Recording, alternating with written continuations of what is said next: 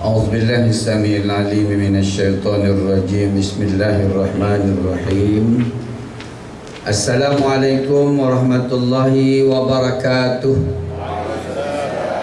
الحمد لله الذي خلق السماوات والأرض وجعل الظلمات والنور ثم الذين كفروا بربهم يعدلون. أشهد أن لا إله إلا الله وحده لا شريك له وأشهد أن سيدنا محمدا عبده ورسوله.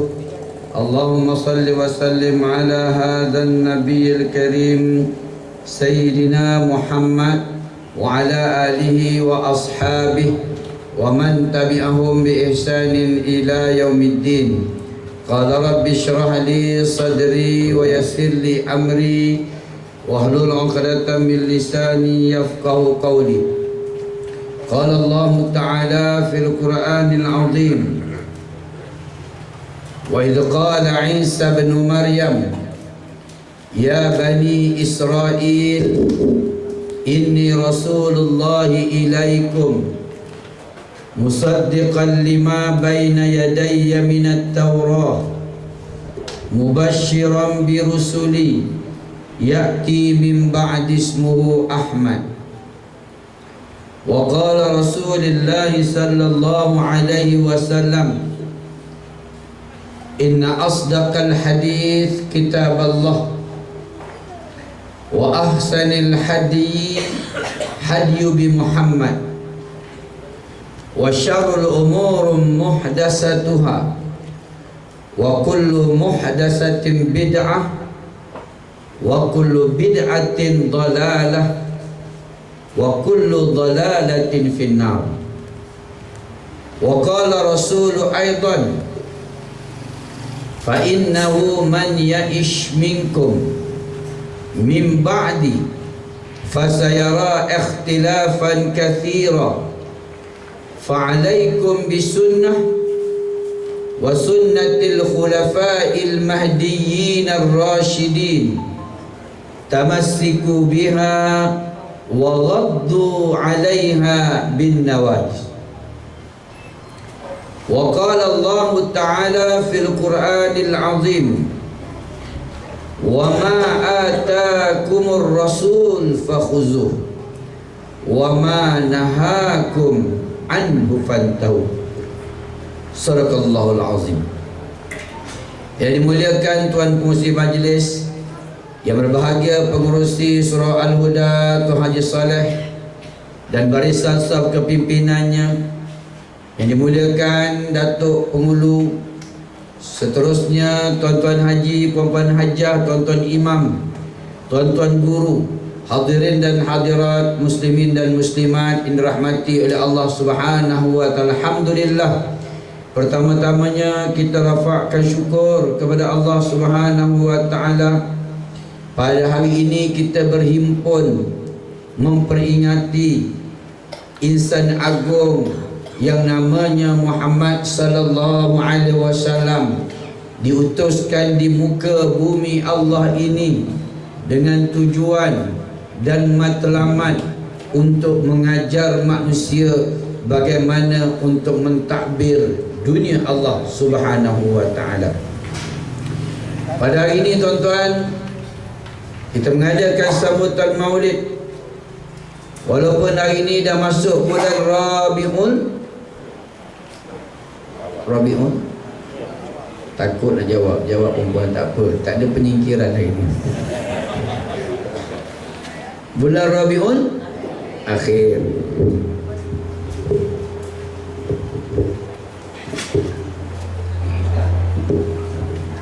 Dia selalu mengacara, dia pegang mic. Okey, bulan Rabiul Akhir. Tuan-tuan, kalau kita lihat tentang hari kelahiran Nabi sallallahu alaihi wasallam, ulama berselisih pendapat. Tu dia panggil ikhtilaf. Ulama berselisih pendapat tentang tarikh. Ada yang mengatakan tarikh hari Nabi lahir pada 12 Rabiul Awal. Sumbernya daripada Ibnu Ishaq, daripada Ibnu Hashim. Pendapat yang kedua mengatakan sambutan Maulidin Nabi berlakunya pada 9 Rabiul Awal. Sumber hujahnya daripada As-Sahih At-Tabari yang disokong oleh Imam Malik, Imam Ibn Taymiyah dan juga golongan ulama mazhab yang 4 yang sangat mengatakan tarikh kelahiran Nabi yang sangat tepat adalah 9 Rabiul Awal. Tapi itu khilaf, ulama berselisih pendapat. Pendapat yang pertama, tarikh 12 Rabiul Awal ialah daripada Ibnu Ishaq. Tuan-tuan, saya nak beritahunya orang Melayu kita ni menggunakan sejarah daripada dulu sampai sekarang pegangannya Ibnu Ishaq. Kita kena hati-hati memandai, bukan semua Ibnu Ishaq pendapat dia tepat. Ada pendapat dia tidak berteraskan pada sumber yang sah. Sebab itu berlakunya ikhtilaful ulama. Bila kita bicara pasal agama, wa ma atakumur rasul fakhuzuh. Apa yang dibawa oleh Rasul, ikut. Inna asdaqal hadis kitab Allah. Sebaik-baik perkataan Allah. Sumber pertama Al-Quran. Wa ahsanil hadiyi hadiyu bi Muhammad. Sebaik petunjuk itu petunjuk Nabi, ada hadis.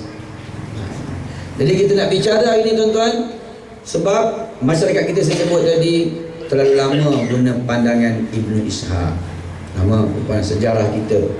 Di antaranya saya nak tanya tuan-tuan, tuan-tuan dengar ceramah bahawa Sayyidina Umar Al-Khattab radhiyallahu anhu semasa zaman jahiliyah dia bunuh anak perempuan dia, betul tak?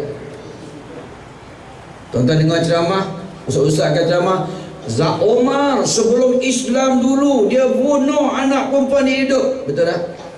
Itu sumber Ibn Ishaq. Sumber tu datang daripada Syiah. Maknanya Syiah, tuan-tuan, dia pandai menyusup masuk dekat Sunni. Kita pun tak perasan. Saya pun tuan-tuan dah belajar baru tahu. Dah sampai ke Jordan, masa buat masters baru tahu. Selama ni aku pegang pegangan yang Syiah menyusup di tengah-tengah. Kita dengar dalam satu sejarah Nabi Allah Adam alaihi salam ketika dia menghampiri buah larangan yang dipanggil buah khuldi. Siapa namakan buah khuldi itu? Syaitan. Sumber daripada mana? Ibnu Ishaq. Adam makan buah kurma lah. Adam makan buah larangan, tersangkut jadi halkum. Israeliat. Cerita ni kita dengar lalu. Ketika Adam menghampiri buah larangan, terbuka baju dia. Hawa pun terbuka baju dia. Maka itu Hawa yang malu tadi diambil daun-daun dalam syurga, tutup 5 tempat. Sebab itu orang perempuan, dia kalau meninggal dikafan dengan 5 helai. Adam, tempat malu dia 3, tak banyak. Maka ulama kata orang lelaki dikafankan dengan 3 helai. Ini sumber daripada Ibnu Ishaq. Memang tuan-tuan, kita dah lama dah guna Ibnu Ishaq. Tapi hati-hati tuan-tuan, dia menyusup masuk. Di antara lagi, Ibnu Ishaq tuan-tuan menggagalkan, menenggelamkan sirah-sirah para sahabat yang hebat, seperti Abu Bakar, seperti Omar, seperti Osman. Mereka hanya mengangkat di sebelah Ali saja. Nak kenal ciri-ciri Syiah ni bukan. Hari ini orang lupa cucu sulung Nabi yang pertama siapa dia? Siapa tuan-tuan? Tuan-tuan kenal cucu Nabi siapa dia? Nampak tak? Itu Ibn Ishaq lah tuan.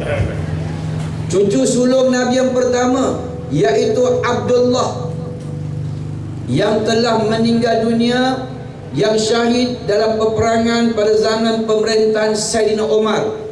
Ditenggelamkan nama tu. Cucu yang kedua Nabi iaitu anak daripada Sayyidina Osman. Sayyidina Osman dia kahwin dengan anak Nabi 2 orang, dipanggil Salim Tiko. Dua orang. Dua cucu Nabi ni daripada Osman, orang tak sebut. Orang hanya sebut cucu Nabi hanya Hasan dan Husain di sebelah Fatimah Az-Zahra daripada Ali bin Abi Talib.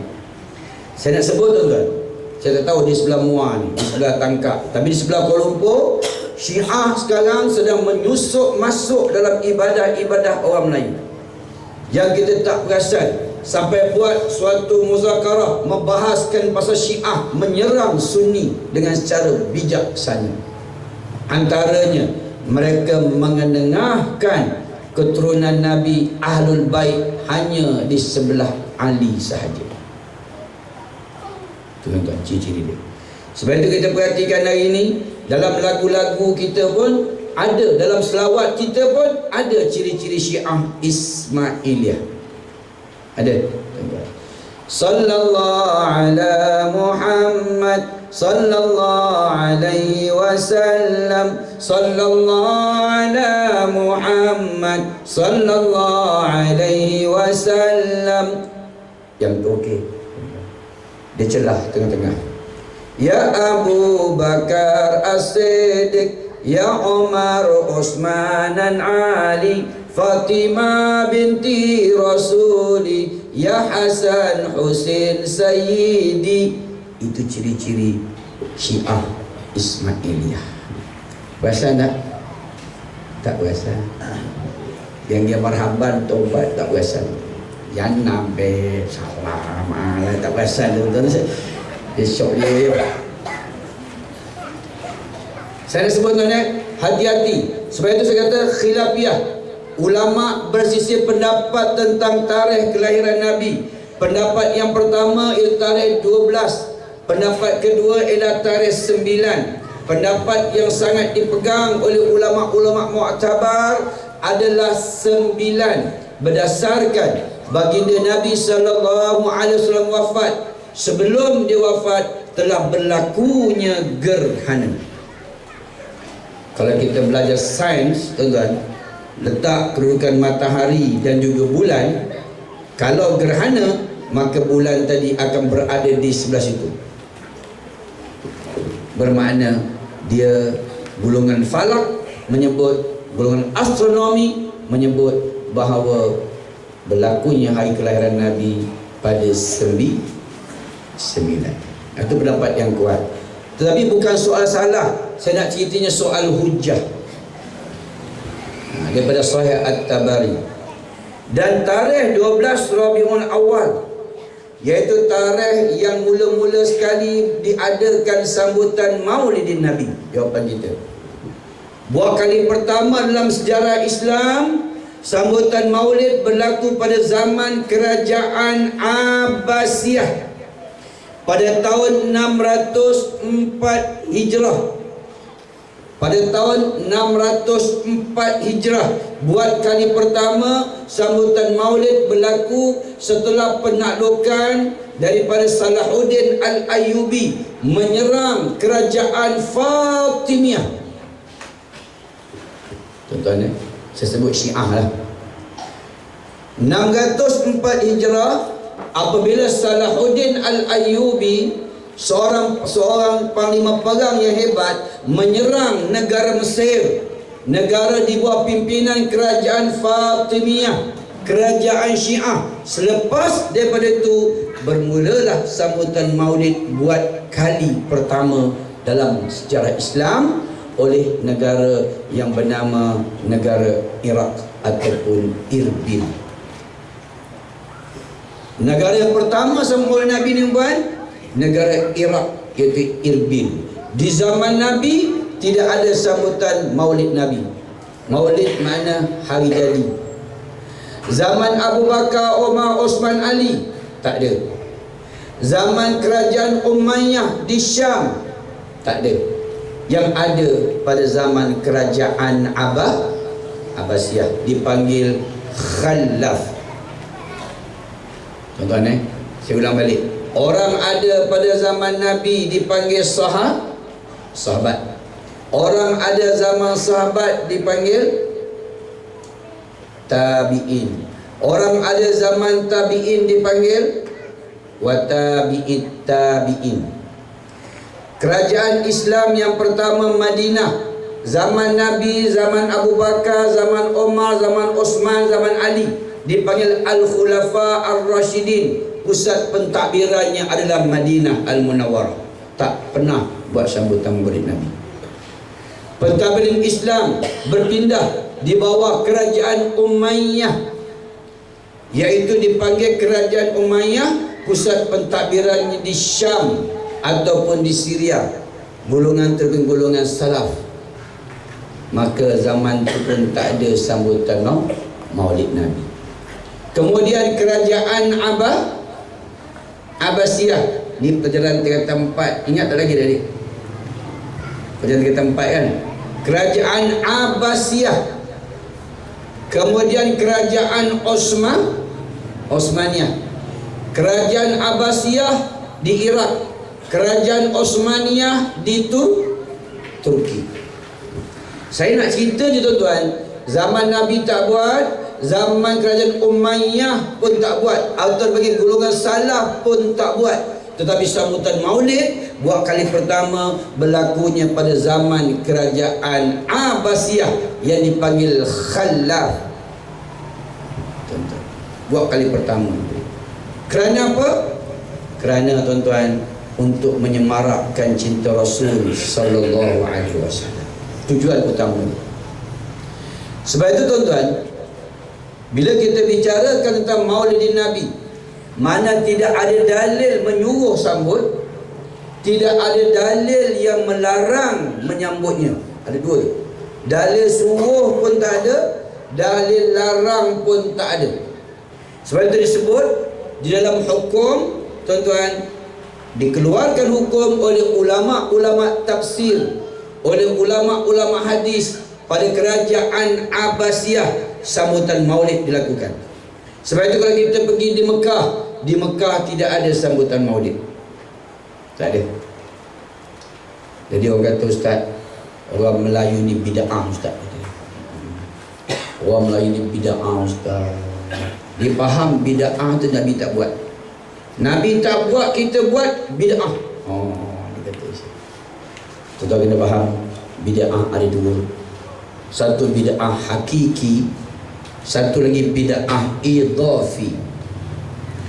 Bid'ah hakiki iaitu mengada-adakan dalam perkara agama yang tidak ada dalil dan hujah yang menyokong dia, hakiki. Bid'ah idhafi, mengada-adakan dalam perkara agama yang disandar dengan dalil dan juga hujah, yang itu dipanggil bid'ah idhafi. Saya nak tanya tuan-tuan, tadi tuan-tuan semayang lepas maghrib, lepas isya, imam dia wirid kuat ke perlahan?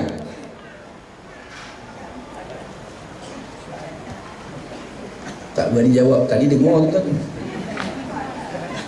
Jangan takut jawab, tak ada penyingkiran tuan-tuan.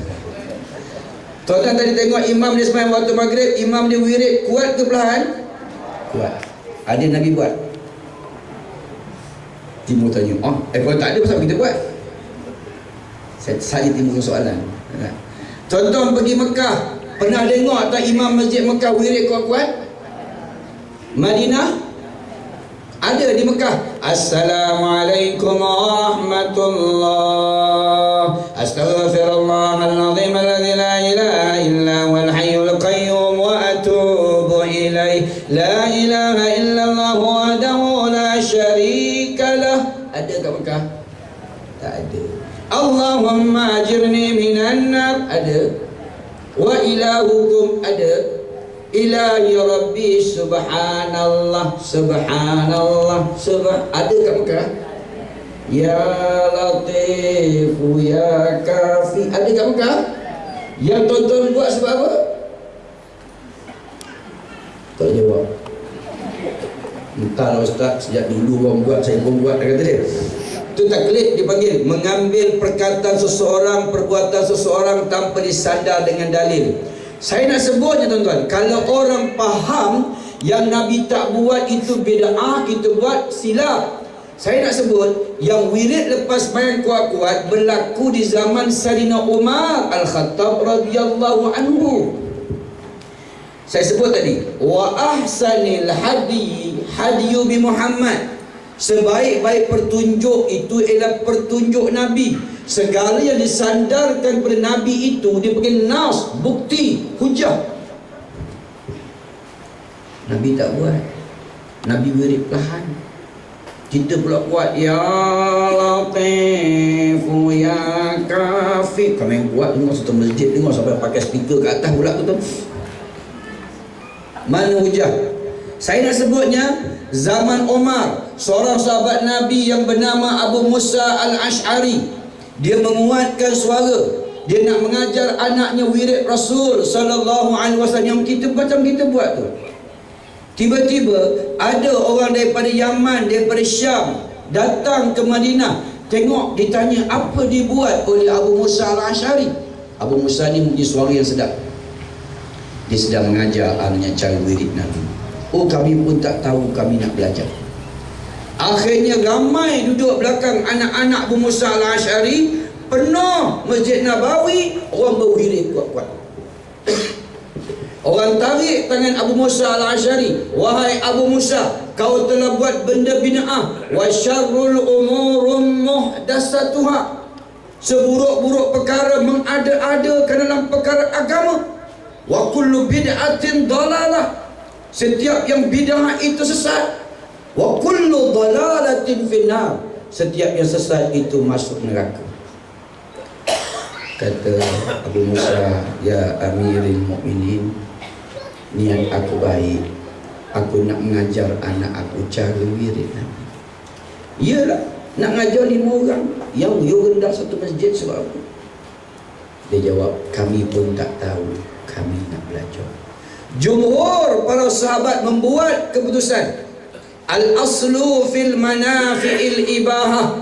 Setiap yang bermanfaat itu hukumnya adalah harus. Nabi sebut dengan lidahnya, wasunnatil khulafa'il mahdiyyin ar-rasyidin. Berpeganglah pada sunnah al-khulafa ar-rasyidin. Maknanya yang kita buat wirid kuat-kuat ni ijma'us sahabah. Orang yang ini tengok, Nabi tak buat Ustaz. Nabi sebutkan lidah dia, berpeganglah perkara disepakati oleh sahabat. Saya nak tanya tuan-tuan lagi yang kedua. Jawab dengan ikhlas. Tuan-tuan solat tarawih dekat sini tiap-tiap malam berjemaah ke kadang-kadang berjemaah? Tiap-tiap malam berjemaah. Betul tak? Nabi pernah buat tiap malam ke? Sudah Ustaz. Sebab ada orang kata Nabi tak buat tu bid'ah. Saya nak beritahu puan-puan, Nabi SAW solat tarawih malam pertama dia baca habis satu suratul Baqarah. Malam pertama. Malam kedua dia tak keluar bilik. Umar pun tunggu, Abu Bakar pun tunggu, Osman pun tunggu. Pasal apa tak keluar Nabi? Ya Rasulullah, kami nak semayang macam semalam ya Rasulullah. Nabi pun keluar kepala dia. Nabi kata, wahai Abu Bakar, wahai Umar, aku tak nak susahkan umatku. Kalau aku buat perkara sunat ini berterusan, aku takut umatku salah faham mengatakan ia adalah wajib. Aku tak nak sunahkan, tak nak menyusahkan umatku. Sebab itu tuan-tuan, yang buat solat tarawih berjamaah 20 rakaat setiap malam zaman Sayyidina Umar. Nabi sebut dengan lidahnya, wasunnatil khulafa'il mahdiyyin ar-rasyidin. Berpeganglah sunnah perkara yang disepakati oleh al-khulafa ar-rasyidin. Siapa dia al-khulafa? Abu Bakar, Umar, Osman dan Ali. Kalau tuan-tuan rasa nak ikut Nabi, tahun ni tarawih baca habis malam pertama satu surah Baqarah. Boleh? Boleh, Mam? Habis makmum lagi tu 2 juzuk lebih, tuan-tuan. Sebab saya kata banyak orang kata ini bid'ah lah, Nabi tak buat. Dia berhujah begitu. Sama lah tuan-tuan dengan sambutan Maulidin Nabi SAW tidak berlaku zaman Abu Bakar. Zaman Nabi tak ada sambut. Maulid Nabi ni perempuan selamat hari jadi, sananan helwa, sananan helwa. Apa dia cik? Sananan helwa. Lepas tu sebut jadi dah sananan helwa. Tak pernah Abu Bakar sambut aidi Nabi, ya Rasulullah, sananan helwa ya gamil, sananan helwa ya gamil, sananan helwa ya gamil ya Rasulullah, sananan helwa ya gamil. Tak ada buat pun. Tahu tak lagu apa ni? Saya terjemah Arab tuan-tuan. Selamat hari jadi kan. Lepas ni balik sama, lepas ni tak payah sebut selamat jadi. Boleh tak? Sananan helwa ya gamil. Apa dia? Sananan helwa. Cuba ikut. Sananan helwa ya gamil, ya gamil, sananan helwa ya gamil. Imam yang jadi je. Sananan helwa tak pernah berlaku zaman Abu Bakar, tetapi berlaku pada zaman kerajaan Abbasiyah. Waktu itu tuan-tuan, tujuan sambutan Maulid adalah untuk membakar semangat orang untuk mencintai Rasul sallallahu alaihi wasallam, tanamkan kepada diri manusia datangnya insan agung yang nama Muhammad menyelamatkan manusia. Wa ma arsalnaka illa rahmatan lil alamin. Tidak aku utuskan kau wahai Muhammad melainkan bawa rahmat kepada seluruh alam. Apa rahmat? Kasih sayang. Allah datangkan pada Nabi, diberikan agama. Ya Muhammad, engkau pesuruh aku, dan sebagai pesuruh kau ajar kepada manusia nak duduk dunia aku. Ini peraturan aku. Dipanggil Al-Quran. Ini undang-undang aku nak duduk dunia aku. Dan hukum Allah bersifat kasih sayang. Tuan-tuan, itu tujuan dia. Dalam masa yang sama tuan-tuan, nak membakar semangat orang supaya menghargai Rasul, membakar semangat orang supaya sensitif orang menghina Rasul, bakar semangat orang, hidupkan balik cara Nabi dalam beragama, cara Nabi dalam kepimpinan, cara Nabi dalam berjamaah, cara Nabi sebagai imam, cara Nabi sebagai suami, cara Nabi sebagai panglima perang, segala-galanya yang ada pada Nabi. Laqad kana lakum fi Rasulillahi uswatun hasanah. Buat kali pertamanya ulama-ulama hadis bersetuju. Disebut ulama hadis tuan-tuan, zaman Abbasiyah dah ada Bukhari, dah ada Muslim, dah ada Ibnu Majah, dah ada Nasai, dah ada Syafi'i, dah ada Maliki, dah ada Hanbali. Buat kali pertama semua ulama-ulama hadis bersepakat mengatakan sambutan Maulid ni sangat baik. Berdasarkan hadis Nabi sallallahu alaihi wasallam, satu ketika para sahabat sedang berkumpul ramai-ramai, perkumpulan yang macam kita ni ramai.